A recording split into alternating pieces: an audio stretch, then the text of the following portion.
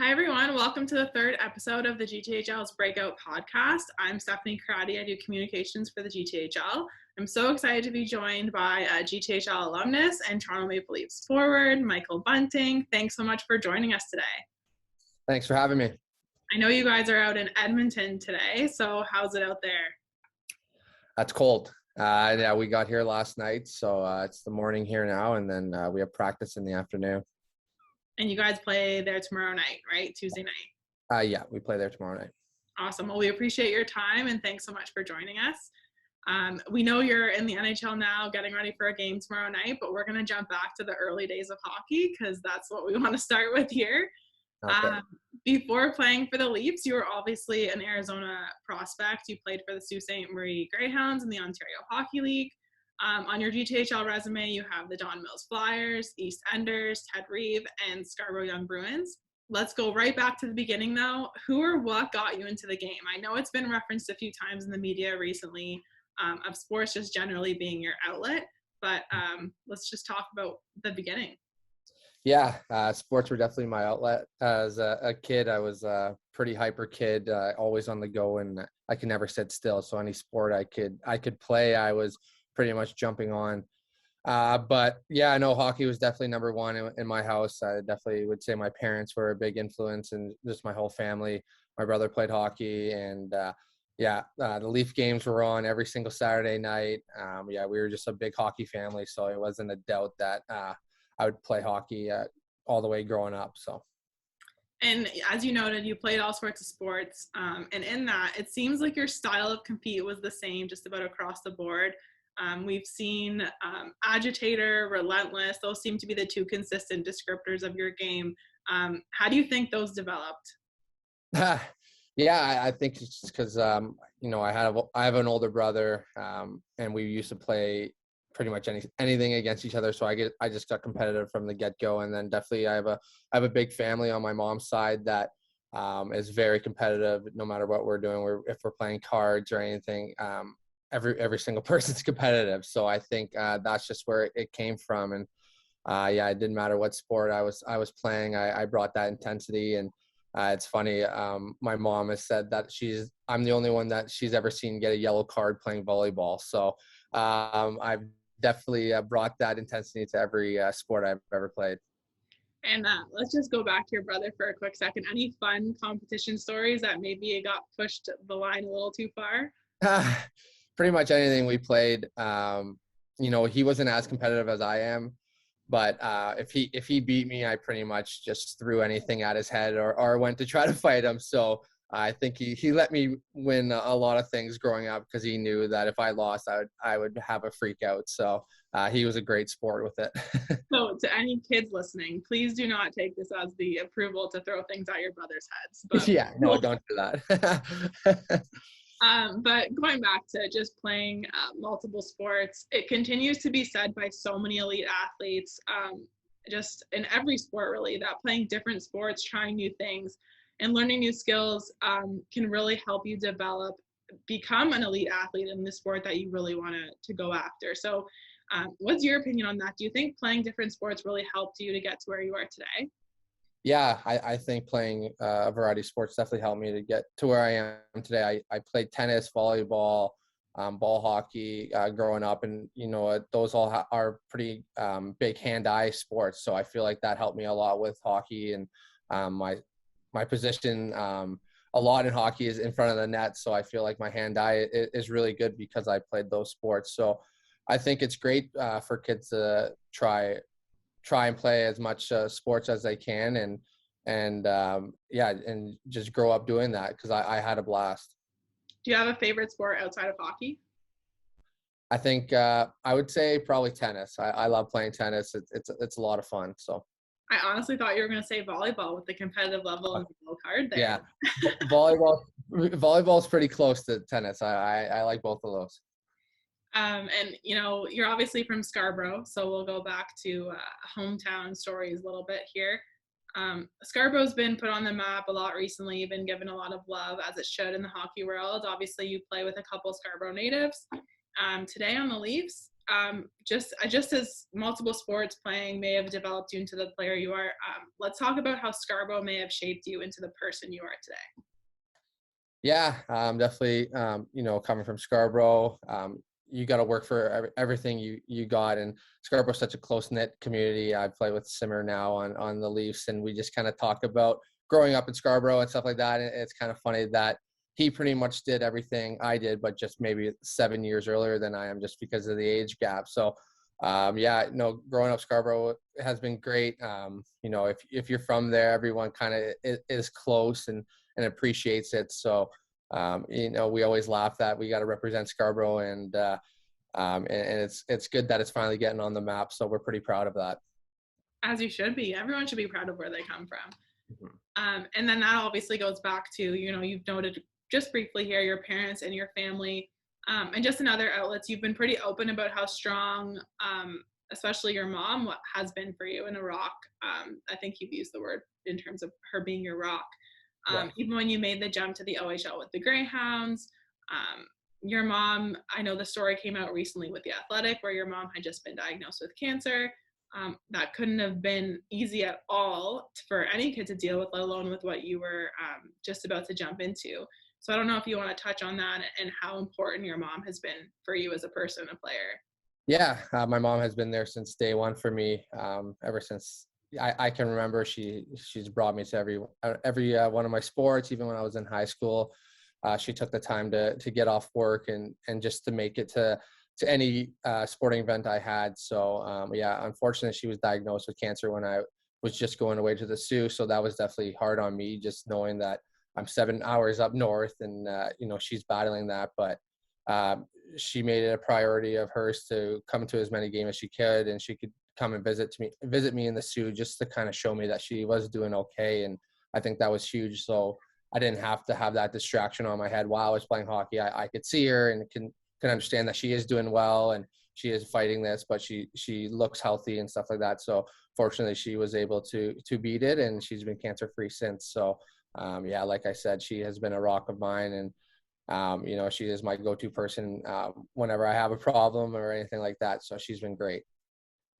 And often they say it takes a village. So mom's obviously the rock at the top, but then everyone funnels down, and there's so many other people that help us get to where we are. How big of a role did your family in general play in helping you on the ice, and then obviously as a person off of it? Yeah, they've been great. Obviously, they've made a lot of sacrifices for me to be where I am today. Obviously, bring me to those early morning practices, going to those late night games, and just basically supporting me no matter any of my decisions. And definitely off the ice, they've been great. They've always kept me humble, and that's one thing I'm really happy about with what they did, is they always keep me humble no matter what. If I scored maybe 3 goals in one game, they always made sure they told me what I need to improve on and stuff like that. They kept me straight and narrow, and I can't thank them enough for doing that. So. No, that's definitely important. And especially playing so close to home, I think it's good to have a couple people keeping you humble sometimes. Yeah, absolutely. So I can always count on them for that. And, outside of family, we'll jump into hockey family. And I know your story has a lot to do with the Don Mills Flyers. And that goes back to, you didn't play AAA hockey until you were in grade 12. But they say if you're good enough, they'll find you, which I guess you're basically the poster boy example of that. Let's talk a little bit about the role that Shane Bowler and the hockey coach at Cardinal Newman Catholic High School played in your career, and just the Don Mills Flyers organization in general. Yeah, Don Mills was huge for me. Obviously, they helped my family out.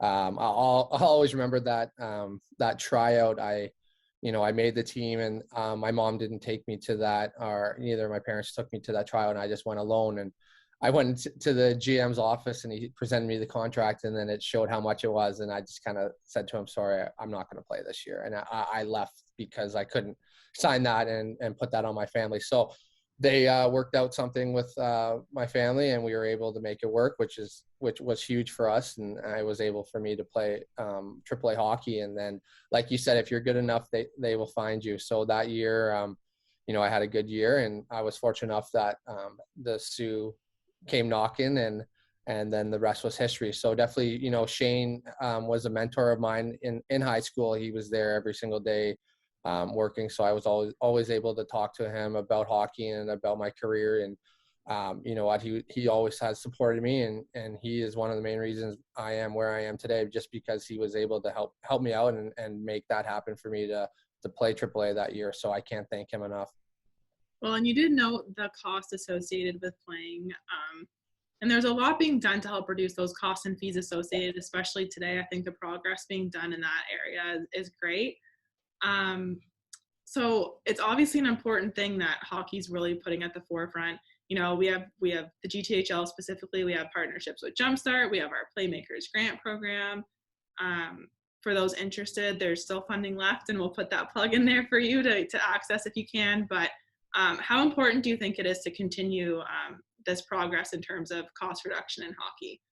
I think it's huge, because obviously it can grow the game that much more. And obviously there's a lot of people out there that would love to play hockey, but it's just very expensive, and it's just not fundable for families. And like mine back then, it was tough. And with two kids growing up in Toronto and wanting to play sports, and it is hard on the families, but like you said, it's great that the GTHL is doing stuff like that and helping fund kids play the sport, because it's such an amazing sport, and it builds so much character.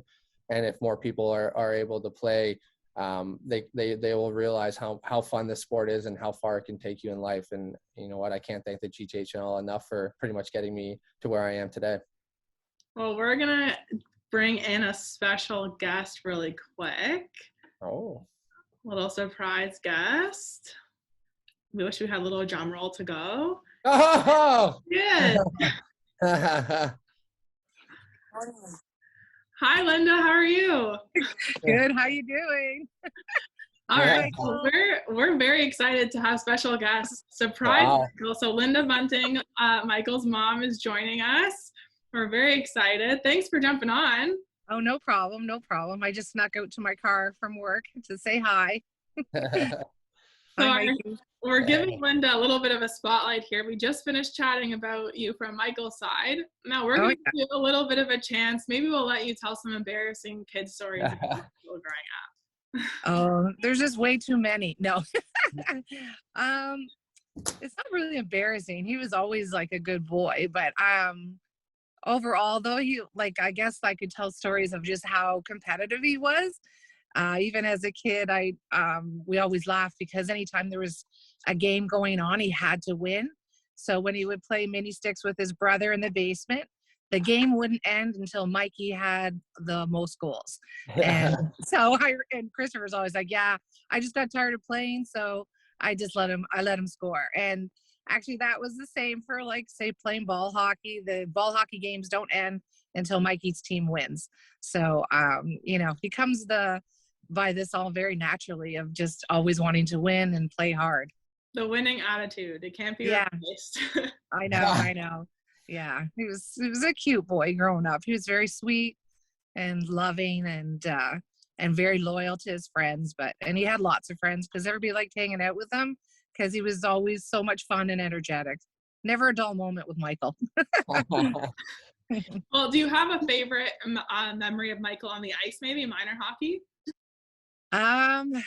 Actually, there are a lot. I do remember this one game where they were down and he just wouldn't get off the ice until he scored, and it was actually in AAA when he was playing for Don Mills, and there was just seconds left and the crowd screaming, and he just takes that puck and he just goes to the end and he scores. And I just for Will and not for, just trying so hard. He wasn't going to leave. He wouldn't get off the ice again, until he could score. And it was exciting. I thought that was exciting when he was little like that, just to see how intense he was. And he always made the game so exciting. And it was so funny because the parents would be like, oh, we need to have a top 10 of Michael's scores, goals for the season. And they said that was one of them, how he would just, he got that great goal. So that was fun.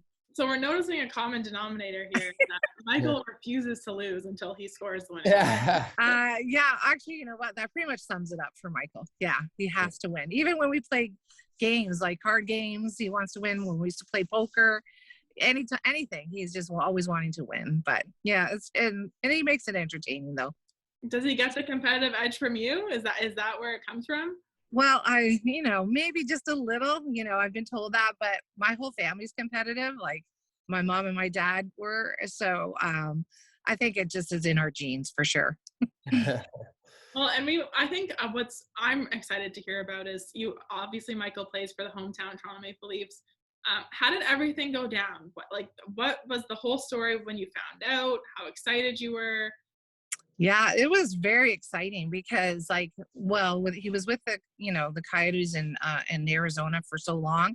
And so I know he did have his loyalty was there also, but he was like, I was at work actually. And then he calls me and he says that Kyle Dubas had called him and made the offer and on that trade day or whatever the day is called. But so he's just like, I was like, oh my God, what did you say? And he says, yeah, I couldn't refuse it. And so I raced home from work to be with him. Oh yeah. And he's like, don't tell anybody. And I'm like, oh no, I won't tell anybody. He says, because they haven't said anything yet. And literally as I'm driving home, my phone's going off the hook. And by the time I get home, because I don't live far from work, it's like it was already on the TV and everybody knew. And I'm like, Michael, what's going on? I guess things leak very fast. And so I was just super happy for him. And that day was just crazy. And I'm like, everybody was calling us and everybody was so happy for him because they just know how hard he's tried, playing hockey and really wanting to make it, in the NHL. So for me, it was a very special day. Is it surreal for you still to this day? Oh, yeah. I mean, absolutely. Everybody says, how does it feel? Honestly, I keep saying it still doesn't feel real that he's playing for Toronto. No matter how many times I go to the games and I'm watching him, it's like I'm somewhere else. I'm not. Yeah, I don't know. And I said, I'll let you guys know when it actually is real. Maybe by the end of the season, it will hit me. But as of even today, I just can't believe it. And I'm just happy that, his dream did come true and, he does deserve it for sure. Well, and I'll keep you for a couple more. What would you have said if someone told you years ago that Michael would be playing for the Maple Leafs? Well, it's funny because I guess in a way I'm not surprised in the sense that, that because I think he's just going to try so hard and I know that he was going to succeed at whatever he did. But yeah, this one was maybe, this was a big stretch and I knew and I was hoping that he would go far and the sport that he loved. But yeah, for the Leafs, yeah, I guess it is pretty unreal. It's just timing and just, sometimes a little bit of luck, on your side too. And obviously the hard work has paid off for him. And Michael, just for any hockey parents listening, what do you think makes Linda such a great hockey mom? You know what? I say this all the time is one thing my parents never did was force hockey on me. It wasn't always 24/7 hockey. I think in the summers, I didn't even touch the ice. And I think, parents need to do that a little bit more. I know parents are always driving hockey for kids to play nonstop, but you know what, when not the hockey season, let them play other sports, let them enjoy being a kid and let them just, experience life. And that's one thing, what I'm happy I was able to do growing up was I was a normal kid. I played every sport I could play. I played hockey when it was the hockey season, but I also hung out with friends all the time. And you know what, everything wasn't so serious and it wasn't so hockey driven growing up. And you know what, I think that makes me appreciate the game that much more and really enjoy what I'm doing is because I wasn't hockey overloaded when I was growing up. And Linda, any advice for hockey moms in the game today? Exactly that. Just, let your kids have fun. And when I look back and I just remember how crazy some hockey parents were. And I'm just glad that, we just weren't like that. And we just really enjoyed watching the game and, just as Mike likes to say, let them live. Yeah. True. Let them be kids, let them have some fun, right? Let them have some fun. And, he made the most of it. And And I think also off season, because he played street hockey so much and ball hockey, obviously, that might have helped him a little too. And also just that, when the season did start, he was really excited to go back and play hockey. Like he couldn't wait. So that was helpful too. Yeah. Probably helped with the energy levels and keeping those extra long shifts until he could score a goal for them. Yeah. Actually, it's so true. I can't. Yeah. I mean, yeah, sometimes his shifts were forever until that he would get off. But yeah, he definitely, worked hard and wanted to win badly at all costs. He was going to win or try to. As long as the effort's there, I think that's what counts. Yeah, exactly. Well, we just wanted to surprise you, Michael, with and pop on. Linda, you're welcome to stick with us. We have a little bit more to go. But if you have to get back to work, we totally get that too. Yeah, actually, I'll go and let him chat with you. But thank you very much for having me on. And Mikey, I'll see you when you get home. All right. See you later. Bye. Love you. Bye. Okay, bye. Thanks so much, Linda. Thanks. Okay, bye. So that was a little surprise. Yeah, that was a surprise. I was not expecting that. That was pretty cool. She's great hockey mom, and we're so happy to have her on. But we're just gonna flow right back into talking about Don Mills. Okay, cool. And you noted quickly before we had our special guest, but you ended up playing for the U18 AAA AllStar Game in your Don Mills season. You won MVP, which I will mention for you. You'll mention for yourself. Does this go back to the fact that people have always referenced, as we just heard from your mom, like your passion, your determination, and your competitive drive? Does this emphasize the important thing about hockey? And you did kind of touch on this already, that it needs to come from the kid and the player needs to want it? Yeah, I think that's huge, is that it has to come from the kid and the player. I think if it's the parents driving that, it's just going to hurt the kids in the future. So yeah, I think that was the biggest thing for me. It was coming from me. I was driving it. I was very competitive, and I always wanted to be at my best and win the game. So yeah, that All-Star game also was a big factor in my career. I'll always remember that. I was fortunate enough to have a good All-Star game, and then I'll always remember that next morning, my phone was just blowing up with phone calls, and then that's when I kind of realized that, I'm going to have to make a decision here of what I want to do with my future and hockey. And like I said, the GTHL, if it wasn't for that All-Star game, I wouldn't have been able to get that opportunity to showcase my skill. And I was just fortunate enough that a lot of people saw me at that game, and then pretty much my life changed from there. So that was a pretty cool experience. And that kind of touches on the fact that sometimes a lot of kids get discouraged when, the U16 year passes, that maybe the OHL draft passes, even if NCAA schools aren't quite calling yet, depending on what path you want to go down. What message do you have for those kids that, maybe it's not over and you just got to put your head down and keep enjoying the game? Yeah. You know what?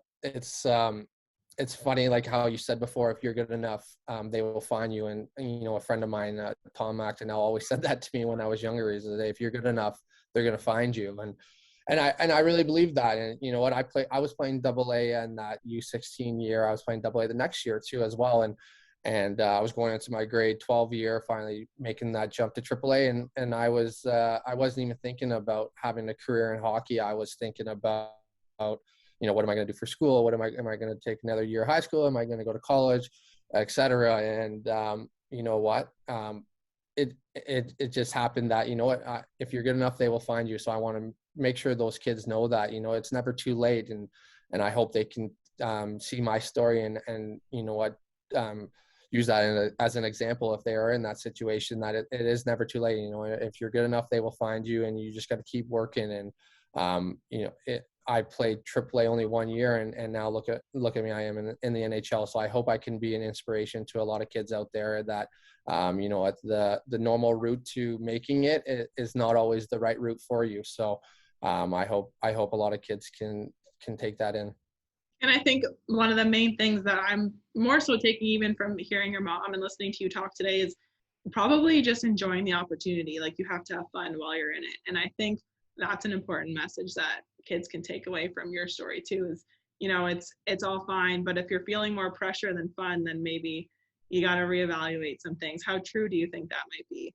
Yeah, I absolutely think that that's 100% true. And yeah, that's all I really did was have fun when I played hockey growing up. I always wanted to play with my friends. I never really cared about like where I was playing or stuff like that. I always wanted to stay with my core friends and play the game and have fun. I always remember that, we would play our hockey game. Then after the game, we would all go to someone's house and hang out for the rest of the day. And that was pretty much year after year. I did that. So it never was pressure growing up, never was worried about hockey. It was just more fun for me. And I think that's why I appreciate it so much more, was I never had that pressure on me to make it or anything like that. I just had fun playing the game I loved. And I was fortunate enough that, now I'm making a career out of it. So it's been pretty cool.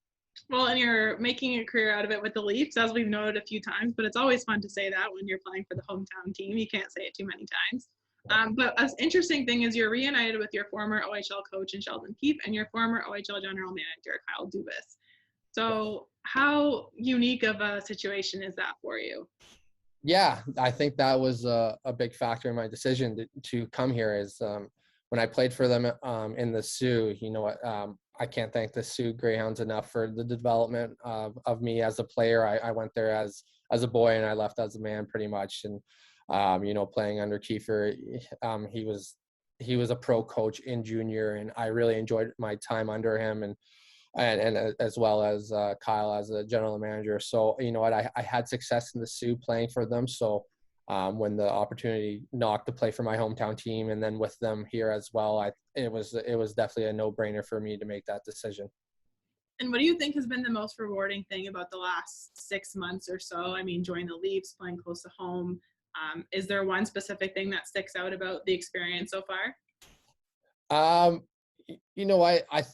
think it's just more that, from everywhere, from where I came from, basically, I appreciated that much more. Sometimes I just kind of take a step back and just realize that I am playing for the Toronto Maple Leafs. I'm playing for the hometown team. The little kid inside me is definitely jumping up and down and enjoying every single minute of it. But to say the least, it has been quite the journey to get here. I've only played 1 year AAA, was fortunate enough to get drafted to the OHL, and then my pro career started, and I played over 300 American League games, and now I'm in the NHL. So just that journey, and it just makes you appreciate it more of that I have made it right now, but you know what, I'm just getting started, and the work is definitely not over at all. So I think it's just I appreciate the journey that it has taken for me to get here. So it's pretty cool.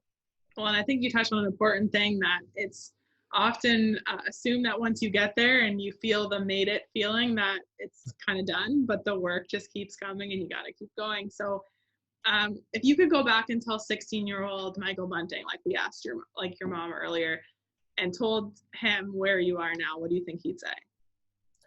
16-year-old Michael Bunting was in high school, probably playing AA and just being a normal kid. He would probably laugh and just say you're lying and not believe it, because back then he was not looking for a future in hockey. He was just being a kid at high school and playing hockey for fun and enjoying time with his friends. So it's definitely pretty cool to look back at that, where I was at 16 and where I am now. So that's pretty cool. Well, and just one last thing here, I think it's important to pass along anything we can to young athletes now, and I think you're one with a lot of good messages. If you could pass on one important thing for any young athlete, what do you think it would be? I think just enjoy the ride, and enjoy the ride, no matter where it takes you. Is you got to enjoy it, and you just got to realize that it's just a stepping stone in your career. And that's one thing that I always did, no matter where I was coming up in the levels of hockey I played. I just enjoyed it, and I just appreciated that I am there, and that's where the situation I'm in right now, and I'm going to make the best of it. So as long as kids growing up, no matter where they're playing, if they're playing single A, double A, triple A, just enjoy it and really appreciate the time, because it does go by fast. and just have fun. And that's the main thing, is make sure you're having fun while you're doing it. No, that's very, very important advice. We can't thank you enough for joining us today, Michael. We're very proud to have you as a GTHL alumni. I know we've said that a few times on a number of occasions, but we'll keep saying it. To all of our listeners, thanks so much for joining us for our third episode. We're excited to bring you more stories just as unique as Michael's as we keep going with the GTHL Breakout Podcast. Thanks for having me, and thank you, GTHL, for getting me to where I am today. So thank you, guys.